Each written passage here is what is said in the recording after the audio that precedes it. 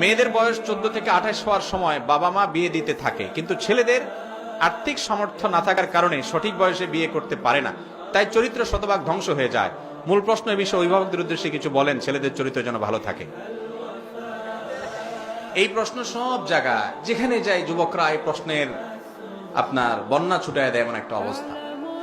আজকে এই মাহফিলের আয়োজনকে কেন্দ্র করে এক ভাই আমাকে বলেছেন, আমি খাচ্ছিলাম, খেতে খেতে আমাকে বললেন, ভাই আমাদের এই এলাকার অনাচার হলো, বয়স ছেলেদের 28, 30, 32 হয়ে গেল, বাপমারা বিয়ে দিতে চায় না।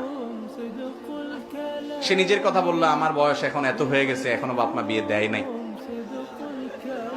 এবং বেচারা আফসোস করে আরেকজনের কথা বললো যে আরেকজন, তার বয়স এখন 30+ হয়ে গেছে, অনেক বছর বাচ্চা হয় না, কারণ বিয়েই দিয়েছে বাপমা 30-এর পরে, এরপরে অনেক বছর গেছে বাচ্চা হতে হতে, বেচারা বয়স এখন অনেক হয়ে গেছে, মাত্র এখন বাচ্চা হয়েছে। তো এখান থেকে বোঝা গেল যে এই সমস্যা আমাদের দেশের বিভিন্ন এলাকার আছে, আপনাদের এলাকা বিশেষ করে আছে। মুরব্বীরা যারা আছেন তারা কান খাড়া করে শুনে রাখেন। অনেক বাপমা আছে, বাপমা বলে যতদিন বিয়ে না করাইছি ছেলেটা ততদিন আমার, বিয়ে হয়ে গেলে মোহাব্বত ভাগ হয়ে গেল, বোর হয়ে গেল। এই চিন্তা খুবই ছোট লোকের চিন্তা।